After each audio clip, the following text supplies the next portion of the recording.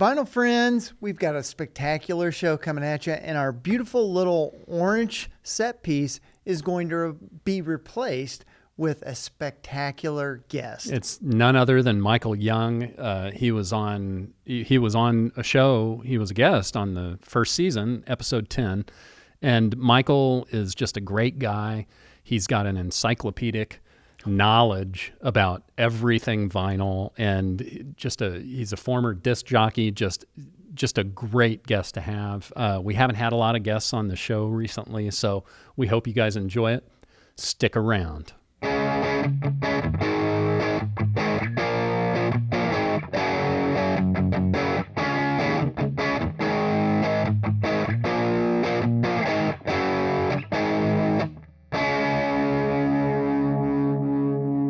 Vinyl Ventures peeps, we got a great show coming at you. And guess what? What? We've got a friend with us. Back. Round two. Michael Young. And he's a bit of a Renaissance man.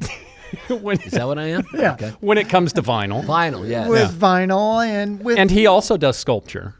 Right? Oh, 3D art and 3D paint. Clay. Clay. I'm into clay. Yeah, Yes, so you make very much so. coffee cups and Coffee stuff. cups. He made the Songbird I made Media Group cup. This and hand painted. Yeah, yeah. So and He the is coffee's fantastic.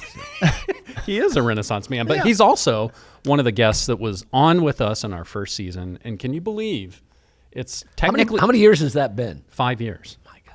Yeah. Isn't that crazy? Seems just like yesterday. Yeah, yeah.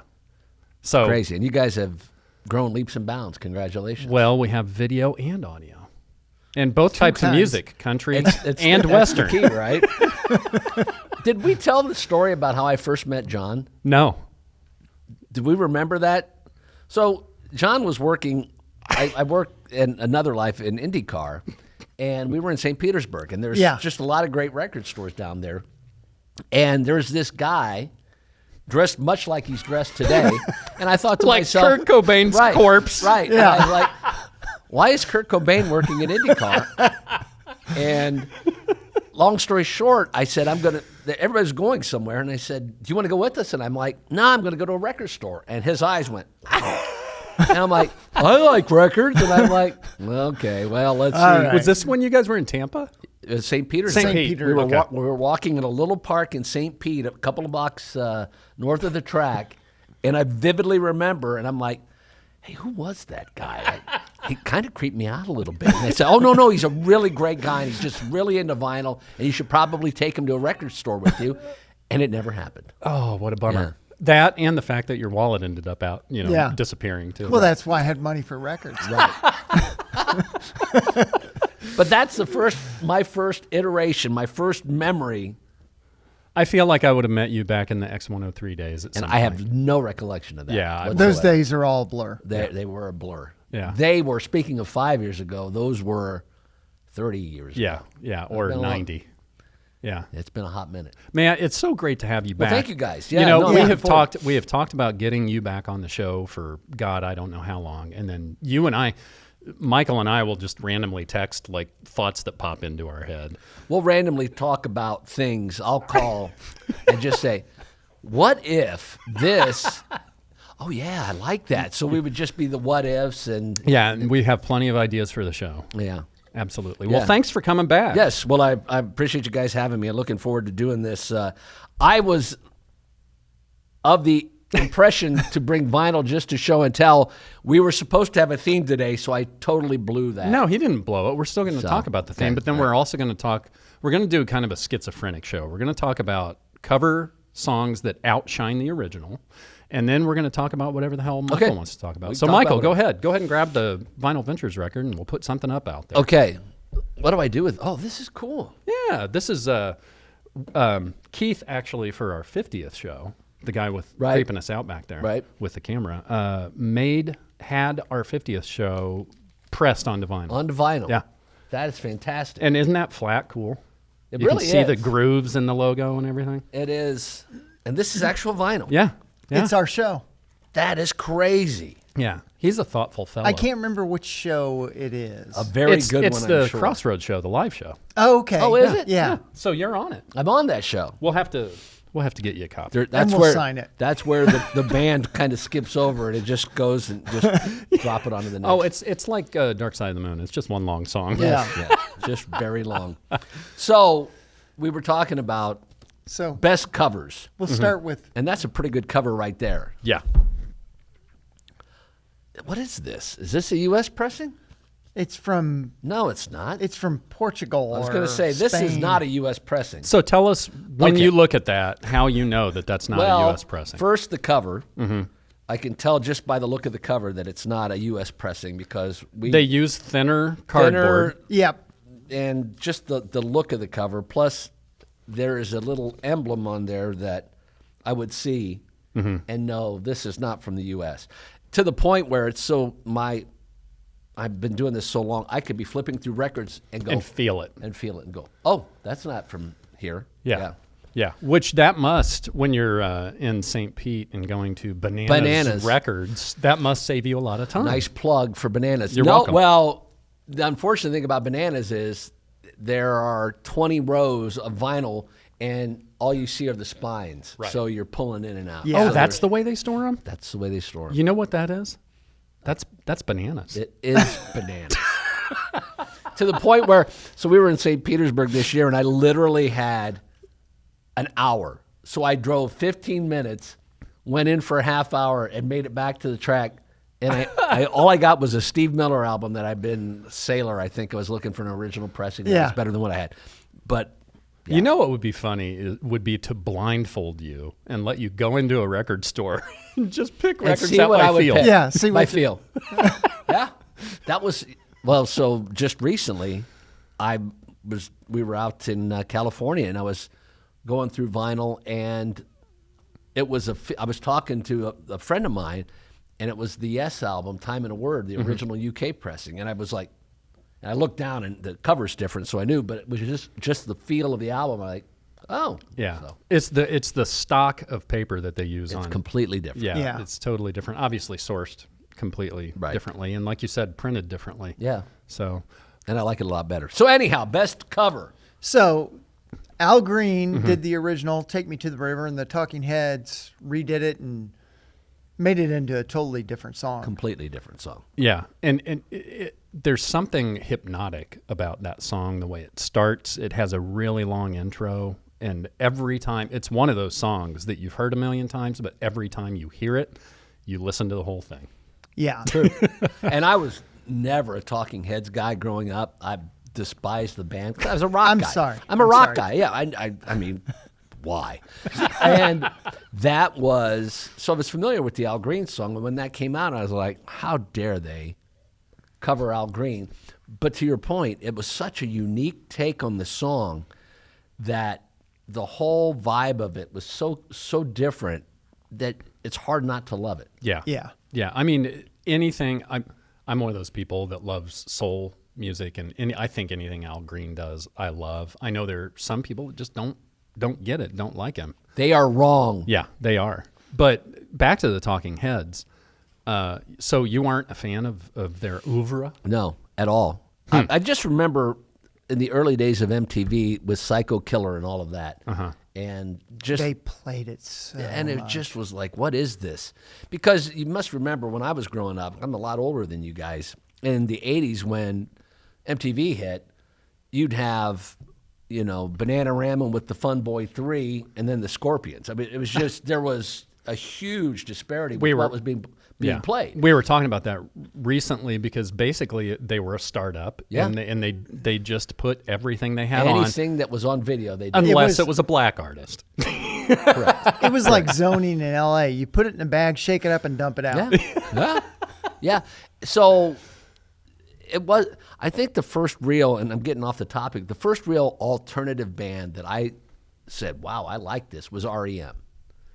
So when REM first came out, between Chronic Town, Fables, Reckoning, those three, I was like, wow, I kind of like this. And that was the beginning of my foray into alternative. And it's so funny. We've talked about this before. You listen back to REM now, and it sounds It just sounds like music, and that might be because we've gotten to the point where we've heard it enough that it doesn't stand out as much. But I mean, Well, and I that think happens with everything. I think they still sound like them. I heard my wife and I heard them at a restaurant the other night, and I'm like, I can't remember the last time I went anywhere in public and there was music playing and I heard REM. But you immediately know who they are. But there was such a point to delineate that this is alternative music back then, and I think that was a record company thing to try and kind of form a new genre and then ride that horse into the sunset. Well, you talk about things that never, alternative music, and now it's mainstream and you don't think of it. Yeah. If you would have told me in, was it 82 when Crazy Train came out, that marching bands would be playing Crazy Train, I was like, come on. Oh, yeah. I mean, it's a staple. I had to sneak that upstairs so my mom would not see it.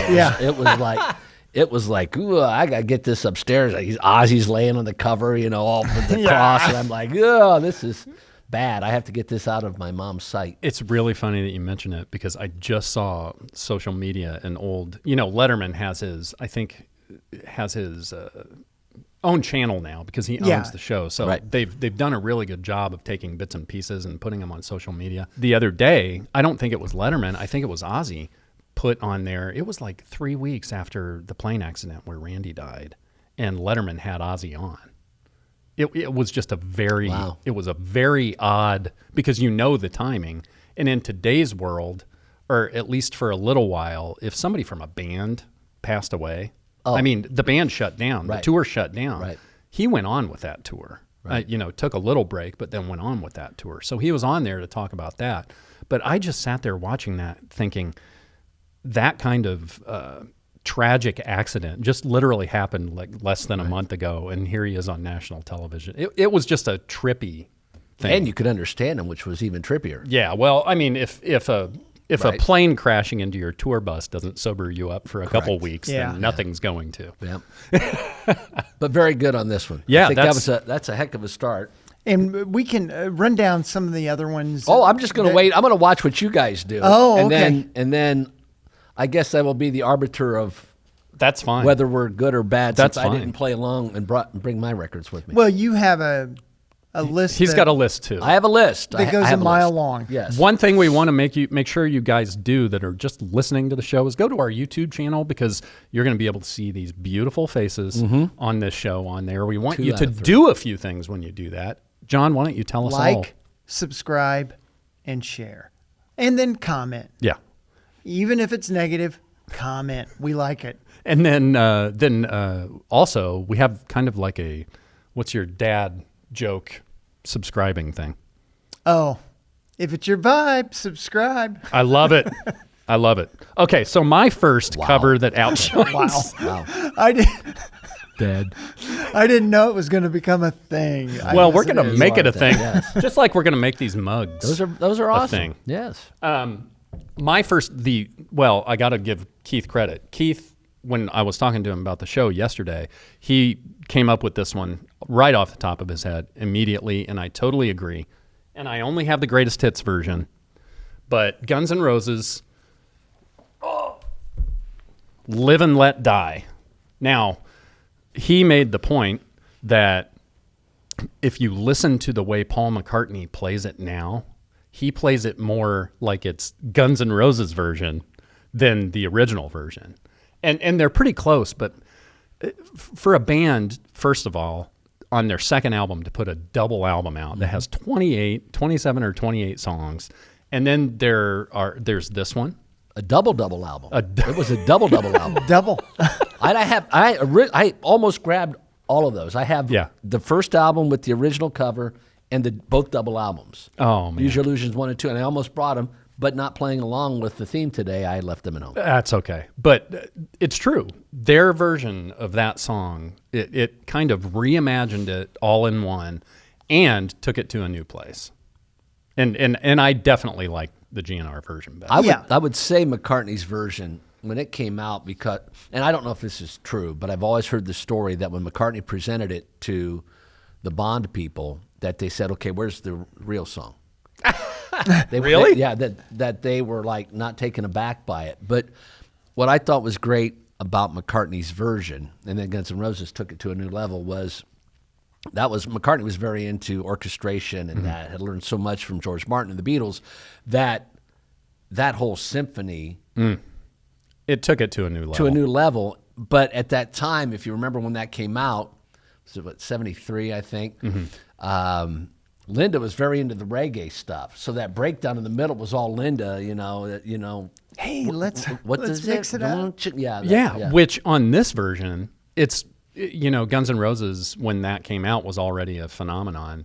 When that breakdown happens, they do the same thing. yeah. It's that little reggae Yeah. kind of guitar section, and it's fantastic. Yeah.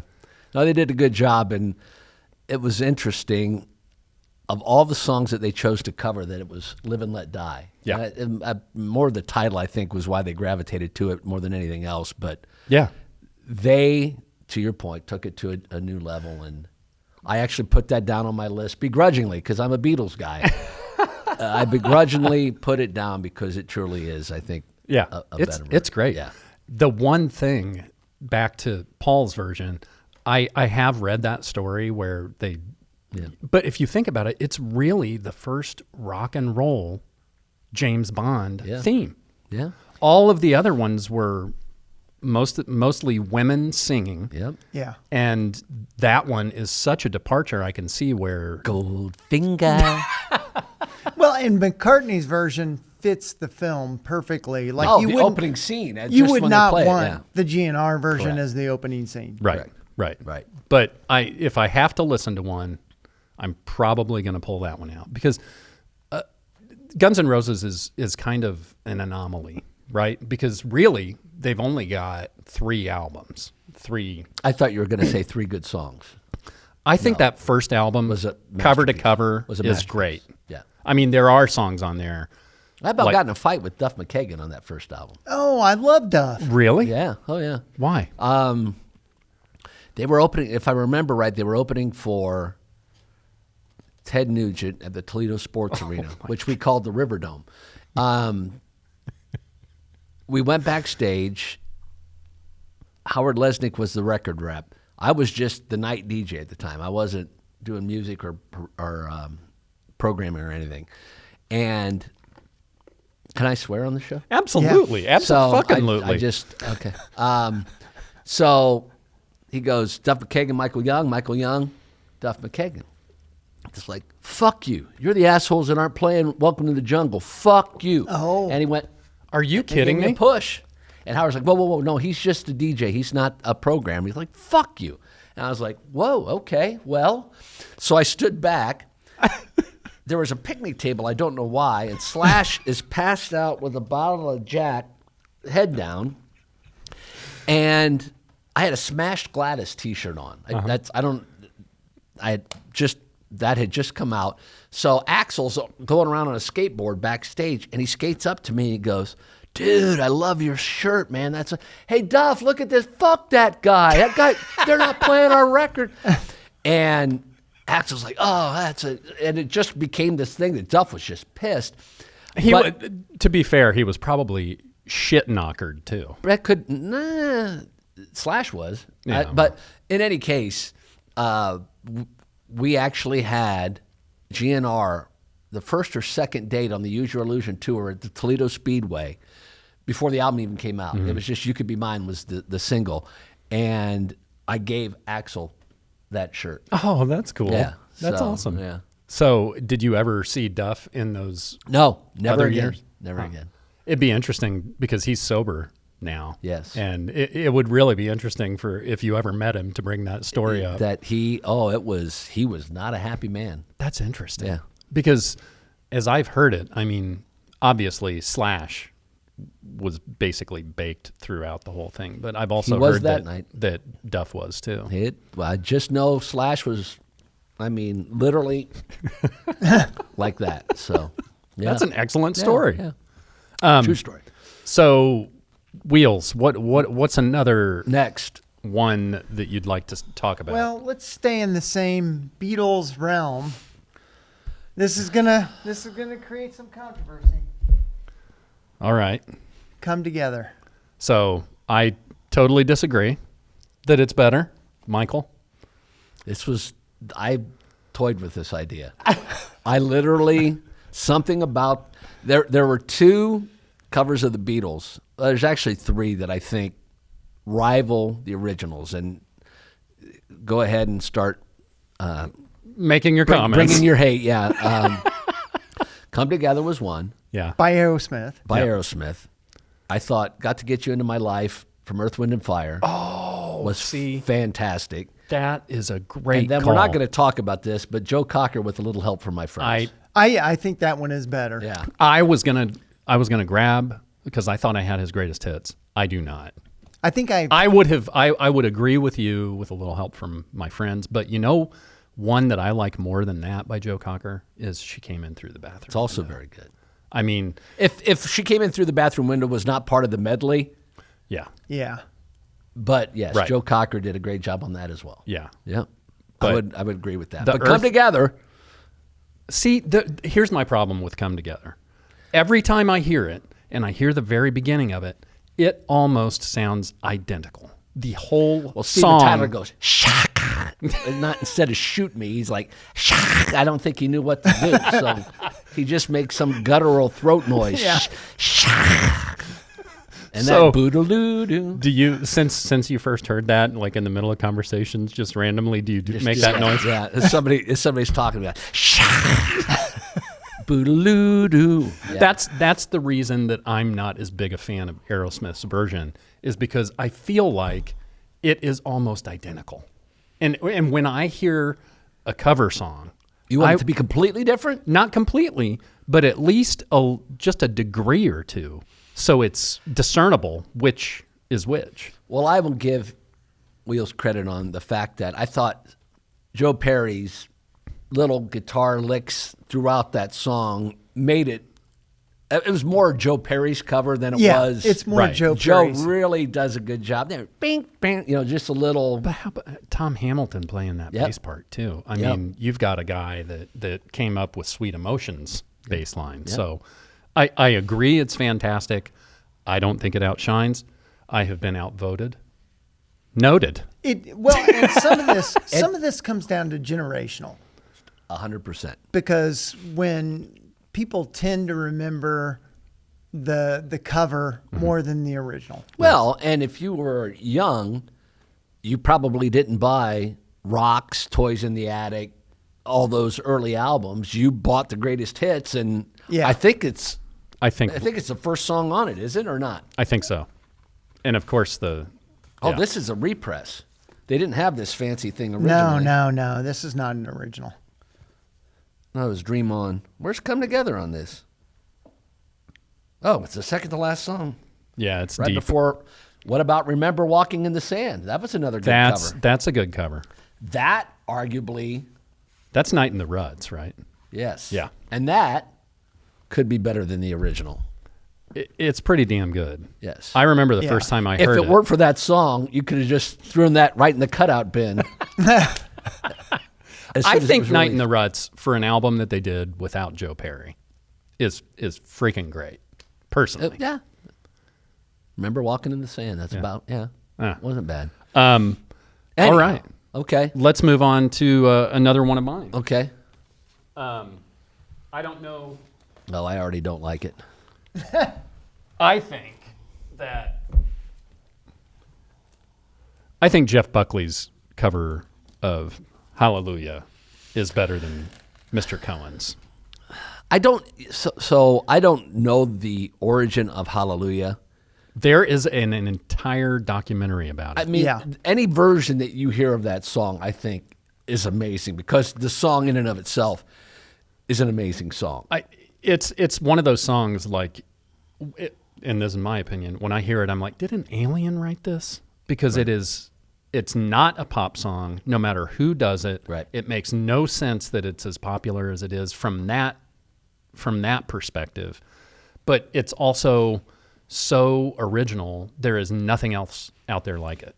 That's true. Now that I would say anybody that covers that song and even does a half-assed job, it's pretty awesome. Pretty good. Because Yeah. that song is an amazing song. I think that song operates on its own frequency, for sure. And his vocal tone really lends itself to that song. Cohen? Yeah. Yeah. Cohen and Buckley, Buckley. yeah. I mean, I when I was working at a record store, Grace came out. We had a promo copy of it. I listened to it all the time, and the whole time I listened to it, there was something that like kept me from like really, really digging it and liking it.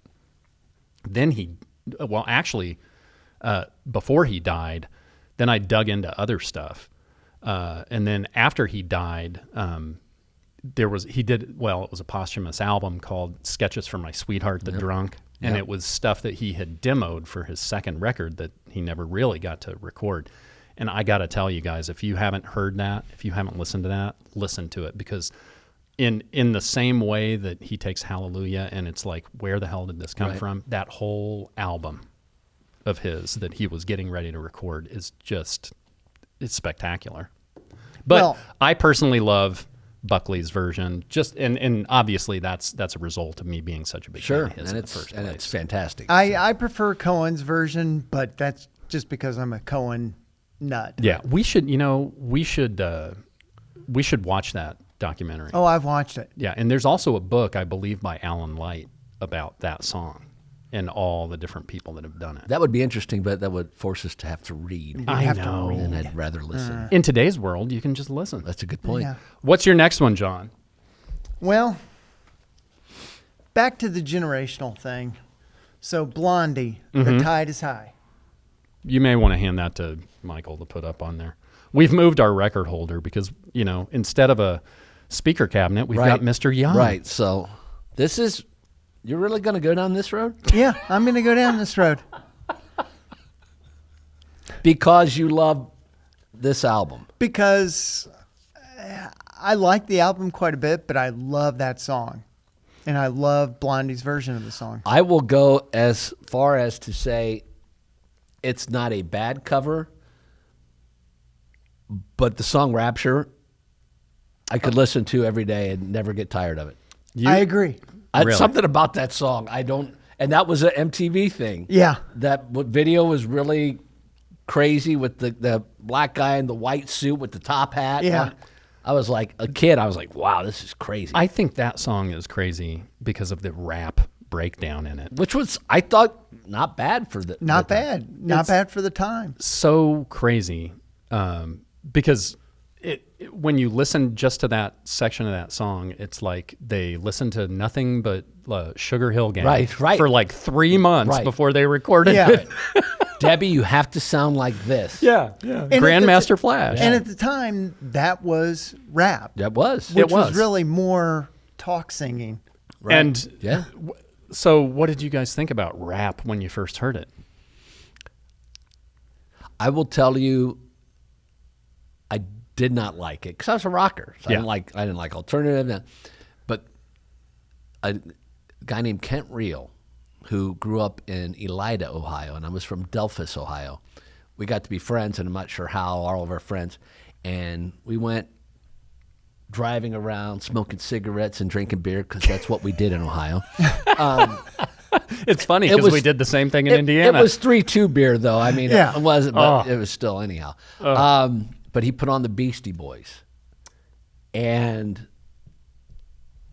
that first album, because it had Zeppelin in it. It had the It had a little and I bit was of like, everything. it had enough of it. I was like, well, this is interesting. Yeah. And that was my first acceptance of rap as being okay. I'll listen to it. Yeah. And then as time progressed and rap changed, Run DMC and Walk This Way, and there was just so many opportunities to go. Oh, okay, this isn't.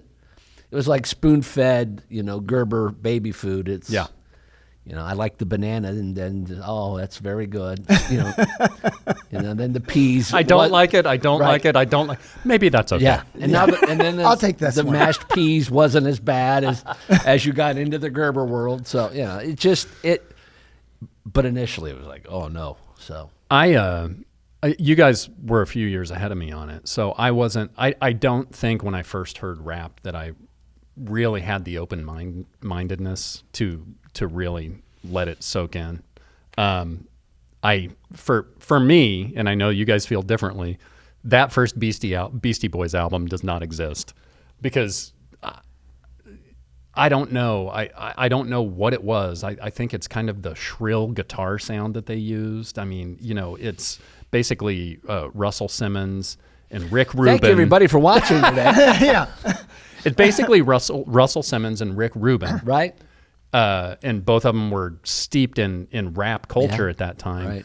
I know. I have heard that Kerry King plays a lot of that guitar on that song from Slayer. Don't know if that's true. I don't know that. But part of it, I think, is just the shrill sound of the guitar. But yeah, none of those songs landed with me, and 40 years later, they still don't. But I still think that one of the best hip hop albums in history is Paul's Boutique. And when that came out, my mind was blown because you listen to that, and it's so much deeper than the first album because you hear the stuff on the first album is kind of overtly put into the songs. The stuff on Paul's Boutique is like snuck in there, and there's like 115 or 20 samples on Paul's Boutique. But there's nothing wrong with loving the Beastie Boys records. It all starts with Paul's Boutique with me. That's a fair. I mean, and that was a lot dissed by a lot of people. Did not care for Paul's Boutique at all. Yeah, for years. Yeah. And I remember when Hey Ladies was released as a single. It was on MTV. The video was very different, and I remember going, "Man, I really like this." And at the same time, I remember everybody else saying, I really hate this. Right. So I'm kind of like the opposite. Guy. Yeah. I love it. Paul's Boutique, everyone. In a way, the Beastie Boys, they kind of took hip hop and rap to a different, almost the Bloodhound Gang level. Yeah. Where it was goofy and fun. Yeah. Right. It wasn't serious ever. Right. And to their own admission, that first album was making fun of white frat boys. Yeah. And that's when I was turned on to it. I was a white frat boy, and we loved it. Clearly, you went to the Pi Kappa dresser. Yeah. I'm an '80s kid masquerading as a '90s kid. Oh, that's funny. There you go. So get back to The Tide Is High. Who did it originally? The original. Oh, well, you would ask me. I that do right not now. know. I knew it was a cover, but I don't know who originally did it. It's okay. I don't have that right away. Okay. Well, Clearly, you did not come prepared, Wheels. Or what- well, homework is never fun. The Paragons. The Paragons. I knew. So what was that, a 50s song? It came out in '71. I've never remember that. Interesting. We're gonna have to listen to that after Okay. the show. Well, I do love that song. I love Blondie in particular because I feel like it was almost presented in kind of a kitschy way that, we've got a female singer. Right. But man, did she live up to the hype. Yeah. Oh yeah. Have you guys ever seen them live? No. No. They At that time, it was really hard for alternative acts to be anywhere outside of Chicago. Yeah. Yeah. Or Cincinnati. Yeah. Indy lives in the shadow of Yeah. Chicago. Right. For sure. Right. And there was a time like in the mid to late 90s to the early 2000s where bands that never used to come here started coming here, Right. but it's gone the other way now. Right. So Not a that's bad a good one. Not bad at all. All right. Well, my next one, I can't wait to hear what Michael says about that. I'll give that to you to set up there. I think that Nirvana's version of The Man Who Sold the World outshines Bowie's. And I know that that's maybe... Bowie's version was so early, and I don't think anybody knew that was a cover song when Nirvana originally did it. I think that was. Yeah. I don't think. I mean, the Man Who Sold the World was not a big Bowie hit, or it was. Well, it's the title track of that album, right? Yep. It was, Yeah. Yep. But I don't think it was ever a big thing. I think the most amazing thing about that cover of that song is that they did it live. Yeah. That's all live. Yeah, and his Yeah. and he's playing that acoustic, but Yeah. it's got the pickup and it's distorted. That to me is even more impressive. That agreed, that's an amazing cover. Yeah. But the fact that they did that live and it sounded that good was even greater. Isn't it crazy that the original, Bowie's original, came out in November of '70, So Right. this is like 1993 when they did this Unplugged album. Wow. There are a lot of covers on that too. Yeah, yeah. Yeah, there are. Penny Royalty, Is Polly. Oh yeah. Yeah. Is that a cover? Yeah. Really? Huh. Well, the And Lake of Fire is actually a cover of the guy who Pat Smear's band. the Germs, No, not the or Ger- not the Germs. I'm mixing them up. It's a cover of, I can't think of it now. Well, we Did the can. band begin with an M? Yes. And I can't remember. Misfits? No. No. All right. Uh-oh. We're going to have to go to the computer. Oh, we're going to the Remember, Lake of computer. Fire was Meat, Meat Puppets. That's Thank it. you. Ah, Thank the you, Kirkwood Jacob. brothers. yes. The Meat Puppets. There you go. There you go. It began with an M. I did remember Yeah. that. That's awesome. So, but the man who sold the world, some of that early, we did a deep disc dive on Ziggy. Some of what takes me out of some of the early Bowie stuff more than the later is just the sonic quality or the lack of sonic quality in the recordings. For me, Bowie hit with Hunky Dory. Yeah. I think Hunky Dory was the album that I was like, oh, I kind of like yeah. David Bowie now. Yeah, and I've said since we've been doing the show that there are certain artists that I think, regardless of the quality or what you think of the songs, that sound better on vinyl. And I think Bowie is absolutely one of those. Yeah. It's one of those situations where you got opportunities to get, if you were a collector and you bought them right out of the gate, usually those first pressings were fantastic. Oh, yeah. But as things got repressed, the quality went down, but the initial audio quality on some of these are just fantastic. I would agree with you on that. That's a good one. Yeah, We still haven't touched half of the ones that I wrote down, but these are all good. well, here, let's do this. Okay. Let's put this up. Okay. I have you put the Vinyl Ventures flat back Okay. up, and we'll talk about some of yours. Okay, but I have to go to I'll have to go to my cheat sheet Yes. because so I'm driving over here, writing these down. Yeah. So me and Bobby McGee, This guy announces racing, folks. right? So Bobby McGee, Janis Joplin, Chris Christopherson. I think few people even know that Chris Christopherson wrote it. did that song. Yeah. Blinded by the Light. Are we done? Are you guys done? No. We'll do a Okay. couple more. Blinded by the Light. Manfred That's Mann. Manfred Mann and his Earth Band. That's almost a totally different song. Completely. And Like, I think he says 100%. douche instead of deuce because it's wrapped up like a deuce is what Bruce Yeah. says. And I think Manfred thought it said douche, so he just said douche. Maybe Manfred had like a speech impediment. And that It's could back be. to wow. Oh, there you go. Yeah. Yes. This one popped into my head because I'm a big Thin Lizzy guy, but Whiskey in the Jar. When Metallica redid Whiskey in the Jar. It was actually a cover originally. Right. Because it's an Yes. Irish folk Right. song.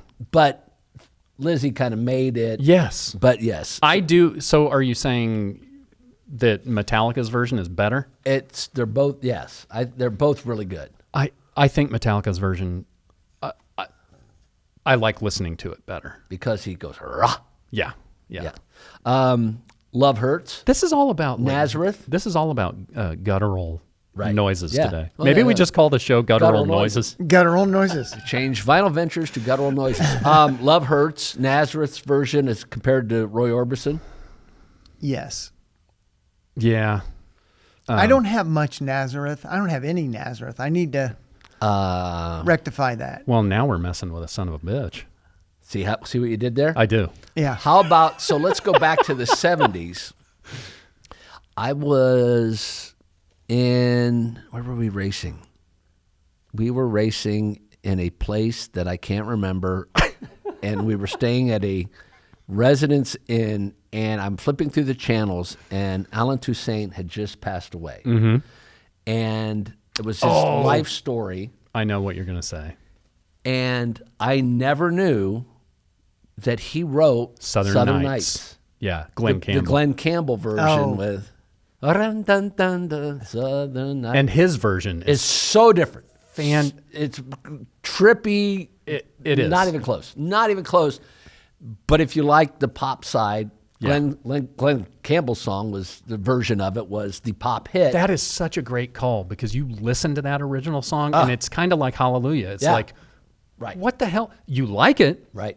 but you're like, what the hell is this? Right. And then Glenn Campbell, who we don't talk about Glenn Campbell on this show very often, but when I was a kid, I was into country. I played banjo from the time I was 6 to 8, and I was just all into country music. And I loved Glenn Campbell. He was an amazing guitarist. I didn't know at the time. He played on all the Beach Boys. Stuff. Everything. Yeah. I didn't know at the time the history. Oh. Right. Also, we're kind of getting off topic here, but another guy that may be one of the best guitarists that ever lived from the country world, Roy Clark. Yep. That stuff, I mean, you can watch any of that live performance stuff, and it was live on Hee Haw. Yeah. He and Buck Owens playing stuff live on Hee Haw, that is some of the most amazing performance you'll ever see. He was on The Odd Couple and right. played, and that was a live. They're just Jack Klugman was just like, wow. I can't believe. Yeah, that is great. That is a great callback. I forgot about that. Okay, I'll jump more into mine. Let's continue on that way because you guys brought props and I forgot. Okay, so well, it's okay. Well, let's do Joan Jett. I love rock and roll. I'll let you put that up there so I'm not. It's a great cover. Most people don't realize that it's actually a cover Right. because obviously back in the day when this music came out in the 70s and 80s, people didn't have access to the information the way you do now. But I would venture to say that even today, you ask 9 out of 10 people if that's an original, they're going to say yes. Yeah. You know what I mean? And they had the original came out in 75 by the Arrows. Mm-hmm. I don't think anybody's ever heard that version. No. all right. 6 years later. So we'll go even one further on this album. Do you think the other cover on here was better than the original? Crimson and Clover. I love I'm a Tommy James guy. Yeah. Tommy James and the Shondells. He's another one who are we talking about recently that very popular but so strange that it's crazy that they're that popular. I feel like that about Tommy James and the Shondells. I mean, What do you mean that they were that popular? He just sounded so different than everything else at the time. Sometimes when I'm driving, I'll put on AM radio. Yeah. And just flip through the dial. Yeah. And there's something about AM radio, and it's my age, but about AM radio and hearing songs in monophonic on AM radio. Pops and scratches. But that sound. Yeah. If I was driving back, my mother passed away 6 months ago, so I was driving back to my hometown, and I drove the longest way to get there, just clearing my head. Yeah. And I flipped on an AM station, and Crystal Blue Persuasion came on an AM station, and in my car I can rewind it. I think I listened to that song 10 times in a row before I moved on because it just sounded It was so good. so perfect for the moment. For the moment. Yeah. Yeah, For the moment. That's a great. But on AM radio, Tommy James and that sound was just fantastic. Yeah, because if you think of that song and Breaking Bad, Oh yeah. how it just capped Oh yeah. that whole series. Yep. It was so perfect. Yep. Well, he's talking about Crystal Blue Persuasion. Persuasion. That's what I'm Yeah. talking about. Crystal Blue. It was actually Baby Blue. Baby Baby Blue. Blue. Baby Oh. Blue. That's okay. But that's another fantastic song. Yeah. Yeah. Yep. I mean, we should just do a show about blue songs. I know we've done the colors of your collection, but we And should then we could play all of Kind of Blue, yes, The whole thing. the whole thing. Yeah. green and then- blue. Yeah. Yeah, I love it. Can you come up with another one? Well, one Go thing ahead. I want to Go talk ahead. about Yes. this. So, Crimson and Clover is the last song on Right. the first side. Now, I heard this recently that because the way vinyl, you put the hits always as The beginning. at the beginning of the side, and the last song often is a ballad or something that's not as sonically Complicated. complicated. Yep. Because Yep. it doesn't sound as good as the early cuts. Yep. Because you're at the end of the vinyl. Yeah. And things get tighter, the grooves get tighter, and you can here's a little fun fact for those of you at home, you know your stylus is getting bad when you get to put on John Mellencamp or John Cougar at the time, American Fool or those last songs on the sides were really rockers. And if your stylus is starting to go bad, the sibilance, you'll just tell it sounds horrible. Time to get a new one. Time to get a new stylus. See, that's why we have Michael on. There you go. Maybe Michael can be here for every show. Well, there was a little hint. If you start getting sibilance, and sibilance is basically that hard S, and sometimes you'll hear it, but you get that hard S sound. To my ears, when that happens, it's sounding crackly. Right. Kind of crackly. And kind of like, but when you put on Come Together, it's like, But that's different. You still have a good stylus. It's just Steven Tyler. If we can come up with a way to spell that, then that's what we're calling the show. It's kind of like a good call on that, though. Yeah, that's a good one. Very good. Okay, so I'll take it out of the. Well, no, I won't because it's in there so tight. I think. Can you put that over there for me? That's the deluxe edition. That is deluxe. It's heavy too. And I'll tell a story about this. Yes. Babe, I'm gonna leave you. When I first heard that song, of course, I was like 12. Breaking up with your first girlfriend. I thought, baby, I'm gonna leave you. Yeah, I thought that it was their song. Much like a lot of their music. Much like all of Led Zeppelin's songs. Yes. Because a lot of the songs on this first record were old blues tunes that they basically reworked. Anyway, Babe, I'm Gonna Leave You. If there is a song in their entire catalog that showcases the spectrum of how good they are from light to dark, I think it's that song. And actually, Joan Baez wasn't the original artist. I have it here. Who was the original? Like Willie Dixon or somebody? No, it's Ann Breeden in the late 50s. Ann Breeden. And it goes back to the generational thing. I mean, some of these songs may have been great at the time, but then the new version is much... Yeah, and if you see the new Led Zeppelin documentary, Jimmy Page intentionally, he loved this song, but he intentionally wanted that song to be on this album because he wanted people to hear that spectrum of their ability. If you haven't seen that doc, go see it. My biggest takeaway is I want John Paul Jones to be my adopted uncle or something. I mean, all of the interviews are great. He was the glue of that band. Oh, he was so good. He was so good. People don't realize how much of a multi-instrumentalist he is. And he was a studio musician before Zeppelin. I mean, in the Page 60s, was too. Both of them. Yeah, both of them were. Page with the Yardbirds and all that. But John Paul Jones was just so good in this band. And That's a great album. Oh my God, it's so fun story about this album. You want to hear a fun story? Yeah. And I shouldn't give away the secrets, but if you're collecting, I was at the Half Price Books, and they're very proud of their records now, and they used to be. Yeah. Especially Here's Foreigner's Beatles first records. album, $80. Okay, they're not worth $80. Half Price Books, it's okay. And COVID's over, so Wait you a can minute. take the First mask press, off. first album, or just first album? So the first album of Led Zeppelin, I'm in the Half Price Books, and they going through Led Zeppelin, and we're going through the L's, and Led Zeppelin's there. And they wanted $25 for it. I'm like, all right. And it had the original SD, so this is going to be different, but the original Atlantic records for Led Zeppelin was SD and then a 4-digit number. 4-digit number. If it starts with 19, then it's a 70s repress. So it was original. I'm like, all right, I'll look at it. We're all learning stuff here. Pulled it out, and the Atlantic records is typically what color?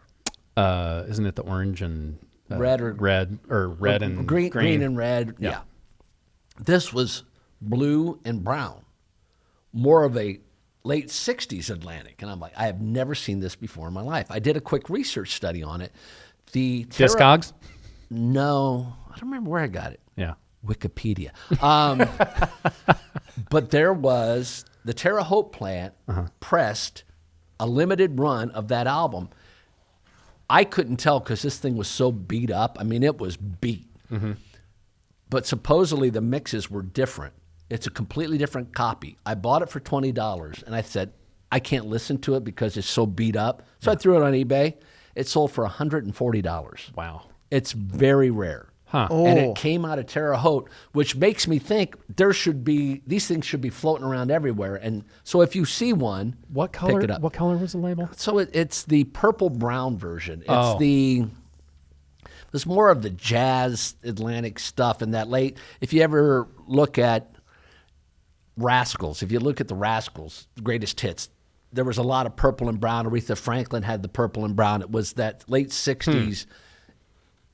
I don't know if they utilized those labels and got rid of them, but supposedly the mixes is different. The mixes are different on that album. Interesting. Yeah. See, we're going to have Michael back. When we do our label show, I think we should do it from a couple angles, but the angle that John and I have talked about is label logos that as soon as you see them, cool, you know that it's an album that you're going to like. Right. Capital Purple, don't buy it. Not good. So very good call. All right. Talk about another one of yours. Okay, I've written so many down. How about Black Magic Woman? See, that's originally Peter Green, Fleetwood Mac. You don't think Santana rocked that version? I think Santana's version is. I do think Santana's version is superior, for sure. I have Take Me to the River and Live and Let Die, which we have covered. Yes. This will be from my rock days, okay? Do you remember the band Crocus? Yes. They opened up for Def Leppard. One of the first shows I saw was in Fort Wayne at the Coliseum, Crocus, and their album Headhunter. They had the song Stayed Awake All Night. Yep. In the cool, cool, cool of the morning. Yeah. Bachman Turner Overdrive wrote that song. That's right. I don't think I remembered that. Man, I tell you what, Crocus. That was a great version of that song. Crocus is a great band. Yes. They have a song called Screamin' in the Night. That was on the same album. That's on that album. Yeah. And they also did Ballroom Blitz. Yes. That was a sweet song. Yeah. Yeah. But I got to say, Screamin' in the Night, that song is a freaking killer. It was great live. They actually set a couch on fire and then handed it out in the crowd. It was pretty fantastic. Where's Crocus from? Is it Sweden? It's somewhere. Somewhere, I think Sweden. I think it might be somewhere Sweden. up in that part of the world. Nordic region. Yes. The Nordic region. Are you guys done or you still have more? No, we've got more, but go ahead. I don't want to touch on anything if you guys are going to bring these up. Well, there are three. If you bring it up and we have it with us, okay, we'll I'm whip it out. going to pass the three that I think are my favorites. Okay.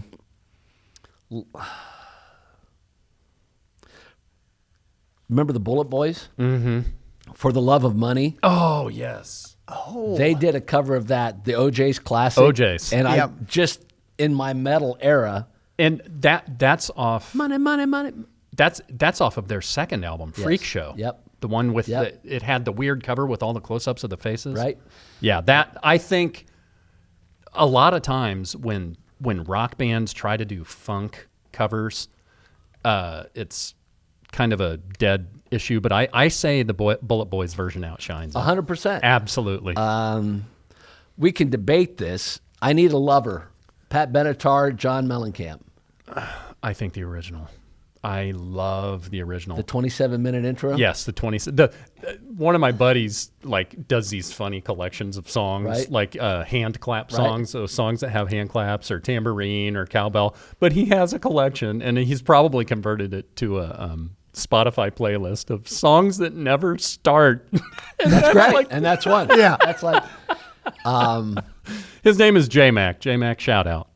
On the Bob and Tom show, that they tried to jock up to that post and hit that post is like. How about this one? And I'm sure neither of you have brought this up. I'm a Man. Chicago and Spencer Davis Group. Yeah. I don't know, man. That Chicago version is awesome. Terry Kath. It's awesome. Oh, and that's on Chicago. Is that on the second record? I want to say it was on the first album. Oh, I might be. I might be wrong. But it's hard for me to steer away from Chicago. Anything that Terry Kath had his hands on is almost version. Would you agree? Untouched. But Spencer Davis Group is so freaking good, and when you think about it, when Steve Winwood was in that group, he was legitimately like 16, 17 years old. Yeah. I'll throw one more out and we'll get back to you guys. Okay. How about Hurt? Oh, yeah. Johnny Cash, Nine Inch Nails. And I don't have the Cash collection yet, but I love Cash. I love Nine Inch Nails, but Cash's version is so near death. That video was so amazing, and just the way he presented that song. Yeah. I think you can say that about most of those American recordings that he did. Yeah. It takes it to a level where it like surpasses anything where you're trying to compare original to remake. I think it's just so raw when it's him and an acoustic guitar that anything that he did in that area. But think about Nine Inch Nails and everything that surrounded that band. And here's an old man, country, rock, however you want to describe Johnny Cash. And it was brilliant. Yeah. People would scoff at old guy, nice try, but he made that his own. Yeah, just the way he delivered that song. Oh, yeah, absolutely. There's a lot about Rick Rubin. You hear a lot of stuff. You hear a lot of praise lauded on him from bands that have worked with him, and then you hear the other side of it. Like Black Sabbath, that last album they did, 13, he produced that, and Geezer Butler swears to God that Rick Rubin was never in the room. Like he wonders what he did. But when you talk about the Johnny Cash recordings, you know what he did. Yeah, talking him up, telling him he can do it, and then that comes out of that guy. That's a great call. But another one in that batch of recordings is Rusty Cage by Soundgarden. Another one, yeah. And that original song is like that. I'm not a huge Soundgarden guy. But it's another one that's another good episode. No. Vinyl Ventures. There was just so much coming at you. I mean, you were a jock at the time, so you were steeped in it. I love Soundgarden. I love Chris Cornell, but Rusty Cage is one of those songs of theirs that you hear and you're like, where in the hell did this come from? Right. And then you hear the Cash version, and then you ask that question 10 more times. So yeah. I'll finish with one I still have plenty more, but Hard to Handle. From the Black Crowes. Well, okay, here we go. It's funny you here we'll transition. It's funny you mentioned that. We'll transition. And this is my Walmart copy that I have not opened yet, and I'm sorry that it's in the cupboard, Jacob. Shake your money maker. I hope you can see that. I love Otis Redding. I love all of the Stax stuff. I can't explain why I have such an affection for that music. Same thing with Motown and everything. But this morning, before my wife left for work, we were talking about the theme, and I said "Hard to Handle" by Black Crowes, and she gave me a look like, I'm not sure. I love their version of that. I do too. And the other thing about them is they came out in '89 when hard rock, 80s hard rock, not hair metal, was happening, and they sounded like that. Yeah. I mean, I don't think that if they popped up in the mid 90s, they would have been as big as they were in the 80s, because they were the antithesis of everything on the radio and on MTV at the time that they came out. Agreed. And that song, I mean, I could listen to Chris Robinson sing the phone book. Yep. But that's a great call too. That was a great version of that song, and I think they outdid it. I do too. Anyway, I do too. And I think at the time, a lot of people probably didn't even know the Otis version. Correct. Yeah. Right? And that's the beauty of redoing a song and making it yours. Absolutely. Is nobody even knows it's a cover. Yeah. Yeah. Right. Good call, man. Yep. So you said you had 3 others. Okay, well, go ahead. Did you? Go ahead. No, I don't want to do any more. I want to get into your some of the records you brought to talk about. Yeah. Let me finish my list, and then we'll go that way. Remember Always Something There to Remind Me from Naked Eyes? Yeah. That was a cover. Yeah. But I'm not saying it was greater. Whitney Houston, Dolly Parton, I Will Always Love You. Yep. Whitney's Whitney version. made that her song. Whitney's version. Higher Ground. I am never going to say that anybody that does a Stevie Wonder version Is better, but that's a great, and really that's from Mother's Milk, and that kind of broke that band. Yeah. Tainted Love. It's funny you mentioned that. You going to bring it out? I brought it.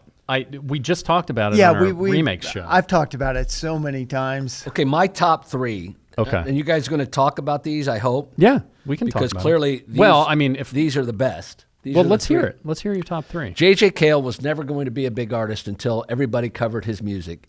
And the best cover of his music is Call Me the Breeze. I agreed. I just heard that on the radio 2 days ago, and I'm like, turn that up. That and Cocaine, they were both from the same album. The one with the raccoon, if you don't know the J.J. Cale album, it's got the raccoon on the cover. I can't remember. But Cocaine from Clapton and Call Me the Breeze were both on that album. Yep. But I think the quintessential all-time great cover is All Along the Watchtower. And I just happened, where the hell is it? I just happened to bring it. Yes. Yep. It's to the point where Bob Dylan said, that's Jimmy's song now. Yeah. Yeah. I mean, a lot of people, Bob Dylan, it's funny. We didn't talk about Bob Dylan being like a controversial artist, did we? No. On the last show? He really is. And a lot of his music is out there in the zeitgeist and floating around, and people are hearing it on Spotify and everywhere else. And a lot of people don't know some of these songs are his. Like the Birds, all the Birds. Yeah, the Birds. Back pages. Yeah. But I think All Along the Watchtower, like, it's transcendent, right? Like, you listen to those two songs, you A-B them, and you're like, this isn't even the same song. Yeah. Well, and when that is probably the standout performance from Woodstock. Oh, yeah. The original Woodstock. Yep, I just, the Hendrix show was here last week. I saw it. And it's just so good, man. Kenny Wayne Shepherd, Eric Johnson. Oh, the best guitarist. Dude, Eric Johnson is obviously awesome. Obviously a virtuoso. And I've seen the Experience Hendrix tour before, and he was on it then too. The precision that he plays with, it's crazy, because Jimmy live, not precise. It was all feel and soul. But when you got a guy that's got that kind of precision playing that music, it makes your brain feel like it's going to explode. Right. And I just sat there in awe that whole night. Jimmy's daughter was there. I think it's his cousin. He sang a few songs. 2 of the dudes from Los Lobos were there. Devin Allman, Greg Allman's son. Wow. If you get a chance to see that Experience Hendrix show, it's life-changing, because I love Hendrix and I love listening to him, but he's not one of those dudes that I go to when I pull out a record and I just want to chill. Yeah, you know what I mean? You want to pull out a record, you're right, and not chill to, but that second album is fantastic. But that album is fantastic. Oh, it's Did so you good. bring Crosby, Stills, Nash & Young? No. For Woodstock? Did we not bring that one? No, we did not bring it. You know what? One of the random conversations that Michael and I had like a month and a half, 2 months ago, we talked about that song. And Crosby, Stills, Nash & Young's version of that song, I think, is definitive. Joni Mitchell,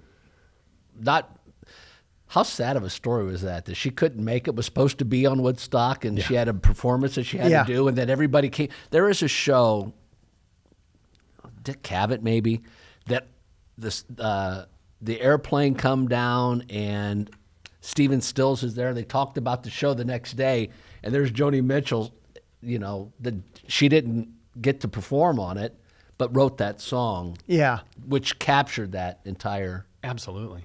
vibe. All right. Just real quickly, Crosby, Stills, Nash & Young. I prefer Crosby, Stills, and Nash to the CSNY stuff. I don't necessarily think it's better. Because Neil is angry. But Neil Young, he's another example of a guy who writes and performs music. And, it can be polarizing to people sometimes. And I think it's because of his voice. His voice can be kind of draining. Yeah, and that's the other thing. Helpless. Yeah. It's another thing that's strange about him being part of CSN, because their voices are like pure. Right. Yeah. Like the harmony, it does something that no other 3 guys have done before. What is the best cover of a Neil Young song where Neil kind of sounds like the vocalist that covered his song? I don't know. What do you think? Lot of Love. The Nicolette Larson. Oh, Nicolette Larson. Gonna take a lot of love. Yeah. Neil kind of sounds. Yeah. Yeah. He kind of sings that song, which I thought was kind of weird. Yeah. When you listen to the Neil Young version of that song. But I mean, I think Neil is a great artist too, a great songwriter. I don't necessarily like the performances all the time, but the songs just have so much gravitas. And I realize that with CSN, you know, he and Stephen Stills were together in Buffalo Springfield. I realize that connection, but I've just always thought that was an odd guy to bring into a group like that. Yeah. Agreed. What are some of the other albums? So I just brought fun stuff because not playing along with the theme. I just pulled this out because I just had it and I bought it. Oh yeah. But this I bought, and not a lot of people remember this. So let's go into the collector. I'll talk about collecting and what to look. Yeah, we'll finish up in collector. You will look and you will find the Plastic Ono Band album. Mm-hmm. Okay. Yeah. But if you see that version, pick it up. With Yoko on the back? With Yoko on the back. It's a painful album to listen to, but not a lot of these were pressed. So if you find it, worth picking up. Okay. So these are kind of like quick tips for people. Quick, just fun. This one I found, and I always love this album, and this is the Dave Mason album, Alone Together. Mm-hmm. You guys know this album. This one just fun because, and I don't have this was one of the first that I was ever aware of, splatter albums. No kidding. So that's so cool. I don't know if I'll hold that up. Hold that up. Yeah. So that was the splatter album, one of the first, and there are various iterations of that album, and the darker ones go for a lot of money. That's crazy. Is that original? Yeah. That's an original press? Original, I wonder if that's his fingerprint. No, it was on the label. What was it? Blue Thumb. I don't remember what the heck the name of the label was. Doesn't matter. Yeah. Yeah, Blue Thumb. It was Blue Thumb. It was a subsidiary. Anyhow, but this was one of the cool. That's cool. Talk about vinyl. This is what used to be cool. So the die. Look at that die cut. Die cut. Yeah. That's awesome. And I got this for $1 because I was in Detroit, and the guy felt sorry for me, so he sold it to me for $1. He felt sorry for you because you were in Detroit? Yes, because I was in Detroit. Something to look out if you're a Todd Rundgren fan. That album, Runt. Yeah. And I've had so many various copies of this. This is a great sounding album. And do you know what Todd Rundgren recorded on? Bearsville Records, right? Mm-hmm. You know who performed on this album with Todd? No. That's the Inner Sleeve. Mm-hmm. Read the names. Where are they? Down on the bottom. Bottom. Oh, sorry. So we've got Jim Lowe. Yep. Hunt Sales. Yep. Tony Sales, who were the two guys in Tin Machine. Two of the guys in Tin Machine with David Bowie also played on Lust for Life for Iggy Pop. And they are the sons of Soupy Sales. Soupy Sales. Yeah. And then you've also got Todd Rundgren here blowing on the saxophone. And then who's Pig and Miss Christine. Yeah, that they were high on that one. Yeah. Anyhow, but look for it was Ampex Records. So I didn't know that Ampex had a label. Ampex had a label? And they were quickly recorded on this label, and Bearsville bought it up and put it out of business. But some of the original Todd albums were on Ampex. Okay. What about Utopia? Or were any of those on there? Everything was Bearsville. This was the only one, and just look for the Ampex logo. Okay. On your video screen, there you see Ampex down on the bottom. Okay. So look for that. And there's also a tripped out drawing of Mickey Mouse on the back of Correct. that too. You want to show that? Yeah, sure. Just hold it up. Okay. There you go. Yeah. I don't think that's Mickey, but there may have been chemicals involved. There could have been chemicals. These aren't as valuable as they used to be. Right. The original cover of Street Survivor, and everybody's with seen the flame, that. With the flame. And how creepy was that they went down in this was pulled immediately after the plane crash. Yep. They basically cut them out, and it was just against a black background. It was the back of the cover. Yep. I'm going to bring some fun things. So I've had this for years. And if you find these, I've got a couple. This was the anniversary of Stairway to Heaven. They released it as a 45. What? Yes. When? well, whatever. What anniversary was it? It says on the 20th. 20th anniversary. So 1994. No, 91. 91. 80. Yeah, 91 that came out. Okay, 91. yeah. It's a 45. That is cool. You can find them every now and again, but yeah. I bet that thing's coming out in 91 especially as CDs are taking over. So that's got a 45 inside. That is crazy. I got this for $10 at Roxham Records, and Indio, that's the original cover, worth probably $50-$60, but if you find them, pick them up because they're hard to find anymore. What's the difference? Is it the color? No, it's the original. This is the original. So if you get Aerosmith's, so that is now the cover. Oh, okay. And it says featuring Dream this On. is This album, when it was released, didn't do very. People didn't know Dream On was on it, so they blew up the band and put featuring Dream On there. Interesting. Cool. So that's a fun one to get. This one you can't get anymore, but I thought I'd bring it. This is a show-off moment. Yes. So one of the best albums from the 90s. Yes. I have about 4 copies of that sealed still. Do you really? Yes. But this one was cool because I had the guys sign it. Yeah. And tell us why you had access to the guys. We had them play X Fest. Yeah. And Michael did was backstage stuff with us, and they were awesome. Yeah. How were they like awesome. Just to deal with? So this was when Scott Weiland was struggling with his addictions.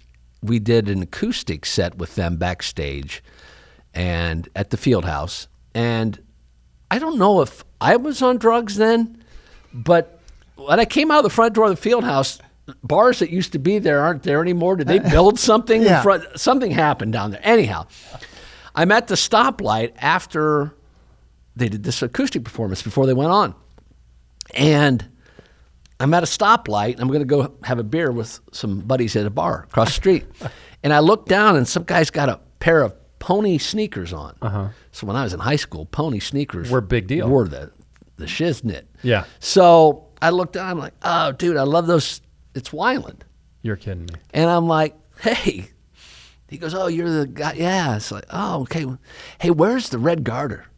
I'm like, well, it's about 4 blocks down, another 5. You don't want to walk down there. Well, I got to meet somebody. And I'm like, oh. Yeah. But he made it on time for the show, but they were great guys. Oh, man. Yeah. That just not your typical, I mean, they get lumped in with grunge, but they're one of those bands, man, that they don't fit any definition. No genre. They were just a great band. Okay, so this next one. This is an original. That is so freaking cool and still worth. Let's take that out of the condom because still worth a lot of money. This is the original. Original pressing. Throw it up there. I mean, you can get it now. They've reissued that cover, but that is the original. Appetite for Destruction. Appetite for Destruction. And that's when CDs were coming out. And I remember vividly, I was don't remember that vividly, a junior or senior in college. And I just started working at WIOT in Toledo. Yeah. And Welcome to the Jungle, there was a CD single. So I brought it back, and my guy that I was living with loved it. So it's just anytime. And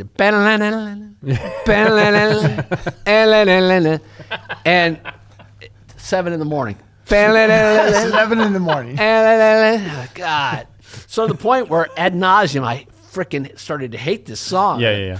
You know, I'd come back from lunch. He's still playing. He's just... And my stereo, it's on my stereo. It's just... And so you're just walking through life. So vinyl wasn't that big, but CDs were coming out. Yeah. So one day, the album came out that day, and I had it on CD, and I took that CD single, and I took a hammer and smashed it. I took it out of the CD player and smashed it. He's like, dude, what are you doing? And I gave him the album. But at that same time, I said, I'll grab the vinyl as well, because I said, you have the CD because that's the future, and I'll take the vinyl. So, I'll take the vinyl. Yeah. That's a good one. I'd love to have that, but, you know. And if you look, there's a little promo stamp on there. Oh, yeah. That's very cool. You know, that's a good thing. Promo stamps, a lot of people go for those. Are those more valuable? So promo stamps, if you see promo, it depends. So I'll tell a quick story. Promo stamp, these gold promo stamps, if you see one of those, they're not worth anything. Reason being, in and of themselves, because they just gold stamped a bunch of jackets and threw records whatever came off the line. Yeah. I just purchased for a lot down in Bloomington. Speaking of Neil Young, his first album. Yeah. His first album did not initially have Neil Young on the top of the album. Right. It was just that photo. Yeah. And as it didn't sell, they got to make sure the people know this is Neil Young, so they put Neil Young on there. I found a copy in a little record store, and I'm like, oh. It was a promo copy on the white Reprise label. Oh, and it was in mint condition. Yeah. So anything that has a different color label is usually worth a lot. That's worth a lot. Oh, well, tell us which record store that was. Landshark? No. Or Landlocked? No. No? It wasn't Landlocked. It was in a little strip mall, and I don't even remember the name of it. Oh, cool. Huh. Okay. Right across the street from Landlocked. Oh, okay. Oh, or Landlocked. Landlocked. It was another, and they have a lot of great records in that store. Well, there's a lot of good records in the stores in Bloomington. Yes. That was very good. Yeah, that's awesome. Very worth getting if you ever see it. And they had a couple of promos in there. This is the beat up one. If you ever see this album, buy that. That is the German pressing of Magical Mystery Tour from the Beatles. The interesting thing about that, Hello, Goodbye, Strawberry Fields, Penny Lane, on the U.S. pressing, it was mono, kind of reprocessed. They weren't the true stereo recordings. Right. So if you ever listen to Magical Mystery Tour in the U.S. with the big booklet and everything, it sounds like ass. The reason why it sounds like ass, that's because it's not the original U.S. pressing.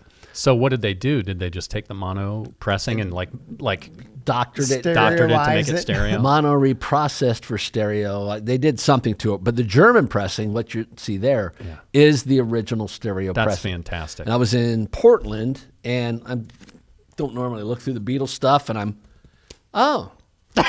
Again, with those fingers. Yeah. Oh, look. Oh, well, this is neat.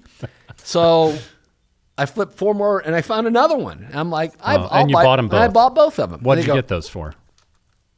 One was 40 and one was 60, and they're yeah. probably 100, 120. Yeah. Oh, that's awesome. And the guy, boy, you really like this record. And I'm like, you really don't know what it's worth.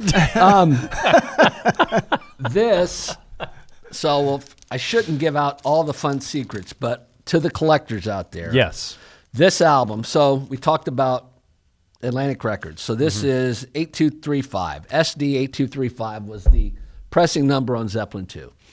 What makes this album interesting is that it was the loud pressing, if you will, of this album. And what had happened was when it was released, Robert Ludwig had pressed it and just cranked it up. So Ahmet Ertegun takes a copy home for his daughter, and she had like one of those close and play record players, drops a needle, is like, bah, bah, bah, bah, and the needle jumps out of the groove. So he's like, pull the albums, we can't press this anymore. So how to find this is you'll see the RL in the runout groove. Yep. And you'll see a little thing that says SS. So just look for the original pressing, look for the runout groove. There's basically non-existent, and it sounds wonderful. I bet. And that copy is in great amazing. shape. It was in really good condition. I can't remember the number. How many of those did they originally press? It's not a lot. It's 20,000, 20,000, something like that. I threw one away. I found one, and it was just skipped like crazy. And I saw somebody buy it for $100, and it skipped like crazy. Beatles stuff. Yeah. So you just bought the Revolver reissue. I did. I finally got it for myself, and boy, how was it? It sounds fantastic, man. So this is the original UK mono pressing, and why I bought this, and I've been searching for this forever, and it's not the best pressing of it ever.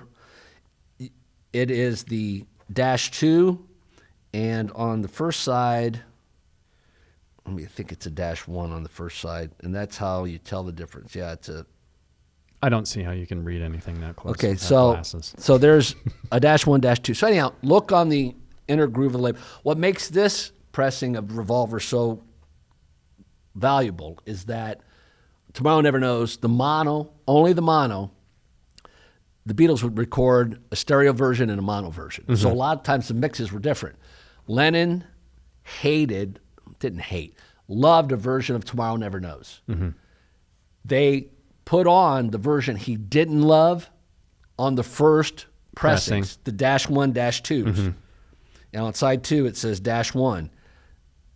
That is a completely different mix, but it's on the box set. The box set, yep.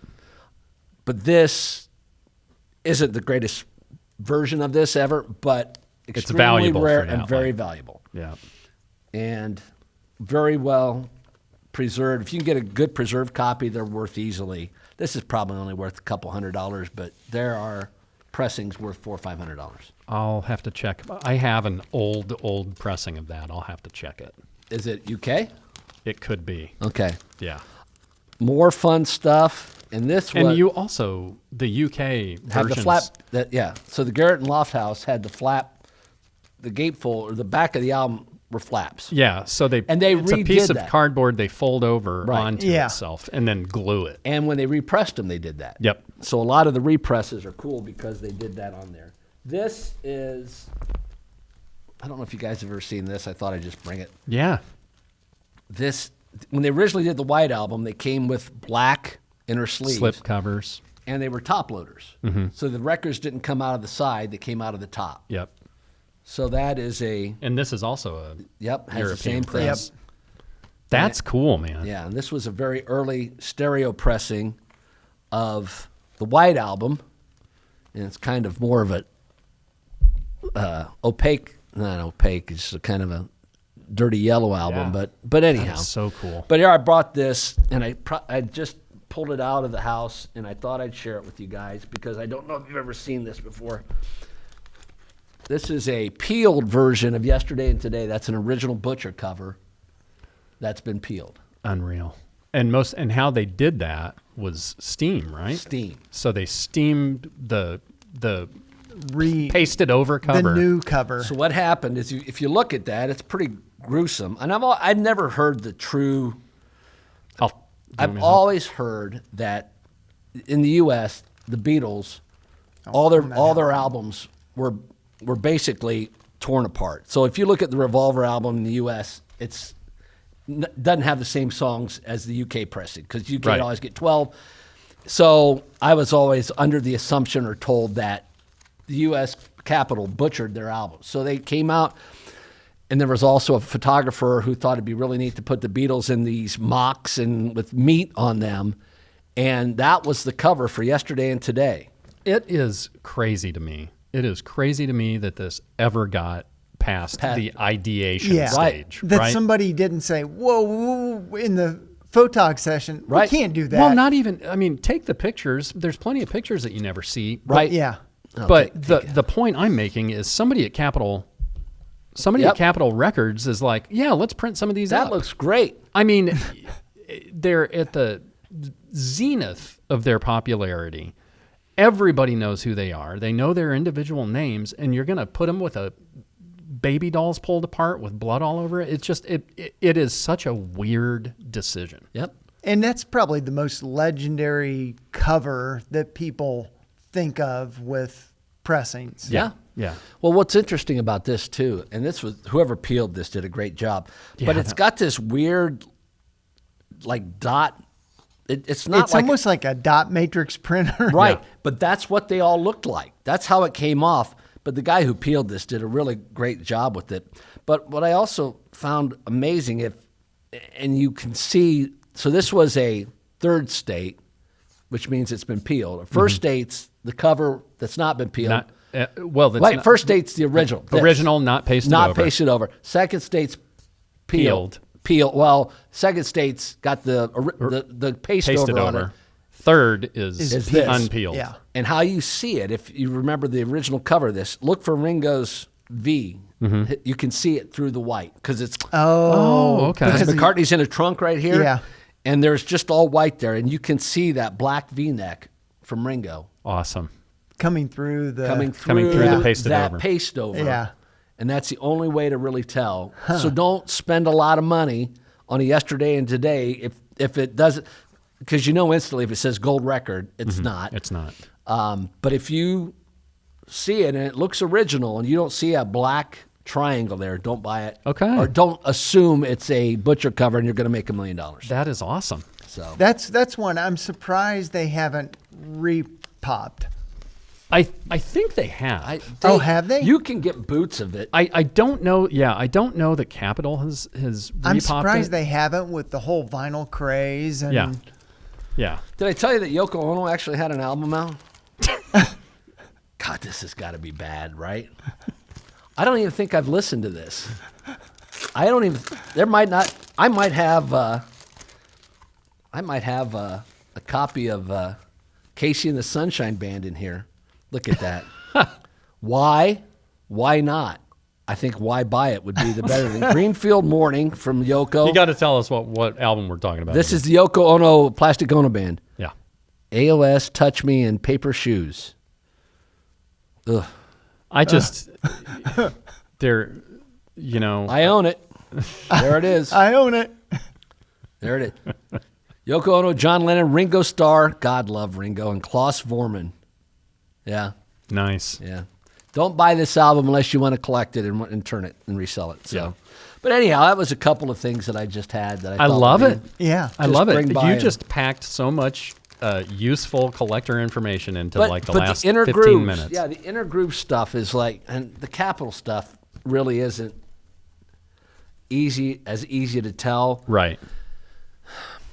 Other stuff to look for, like Warner Brothers went through various iterations of labels in the late 80s. And a friend of mine, we were at Bloomington, and he loves Donald Fagen, the Nightfly. Yes. The original Nightfly had a really dark Warner Brother label. It's almost brownish, light brown. And then they went to the light brown, and they put the little Warner Brother shadow WBs in there.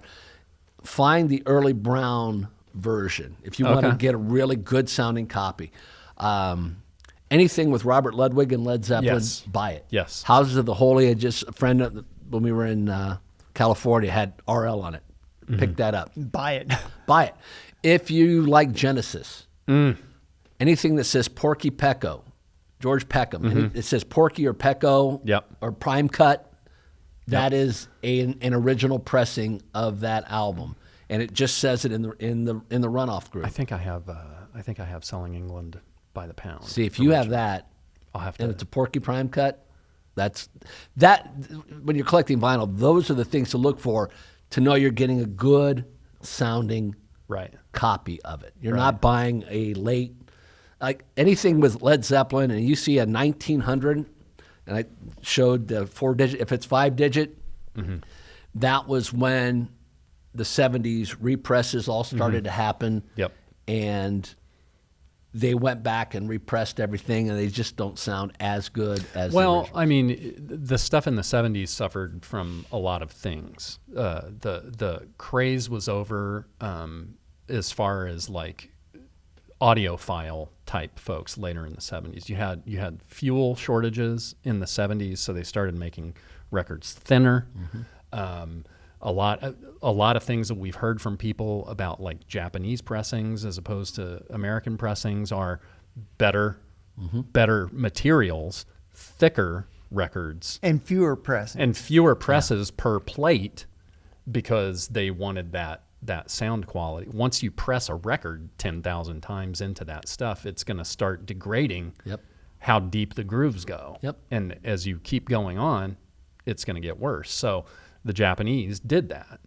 There are so many little secrets like this. And just, you can pull out any album and just kind of look at it. And if you see, so another great thing is if you're looking at an album and it looks like it's an original, and the Police Synchronicity I was going to bring, because I'm for whatever reason, Andy Summers' Japanese girlfriend who's topless, if I see a copy of the topless girl, I buy it. And so I have 12 different versions of her topless in different spots, and that's a whole rabbit hole You can go down. I found that story about the variant covers of that, and since we just did the police top 5, I should post that story. Yeah. I will. I would love to collect all those. I know a guy that did for somebody else. Kevin Stout apparently collected did he really? all of them for somebody that asked for them. Did he get the silver brown? Yep. Wow. He got them all. There's are hard to get. What, 37, I think. 37? Yeah. I was going to say 38, but 37. But to look on, there's Police, you can see it, but other albums, if it says RE in the inner groove with the number, that means it's a reissue. Reissue.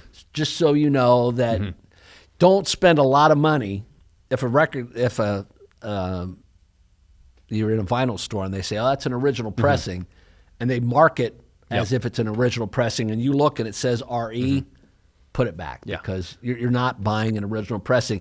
And to your point, it's hard to tell original pressings. So people spend a lot of money and they're not getting what they think they're getting. Yeah, yeah.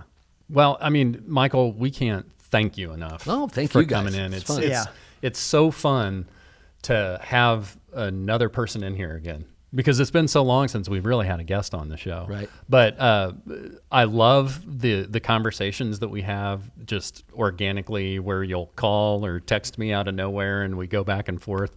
We're going to have to get into it because we did make a decent list of show themes. We'll have to get into those. And when we do one of those, we'll have you in here. I'd love to come back. And what was I going to finish with? Oh, did we decide what the best cover is? I'm going to say, okay, and I didn't bring it because we've talked about it so much, Sinead O'Connor, Nothing Compares to You. That's way up there. I'm going to go with When the Levee Breaks. I think that it's really good. It's a song that people know by Led Zeppelin, and it was also sampled on that first Beastie Boys record.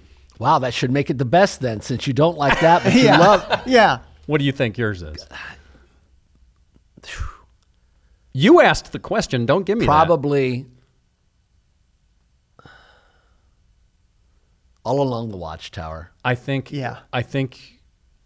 I mean, I can't disagree. It's just definitive. Right. You know, it's definitive for Hendrix. Right. And you would never known it's a Dylan song. And if you'd never heard it. If you never heard it. Yeah. Yeah. Well, that was. Or Call Me the Breeze. That's also. It's so funny. I also like Cocaine a lot. The song. Well, the song. Who doesn't? Correct. The song. I only like the way cocaine smells.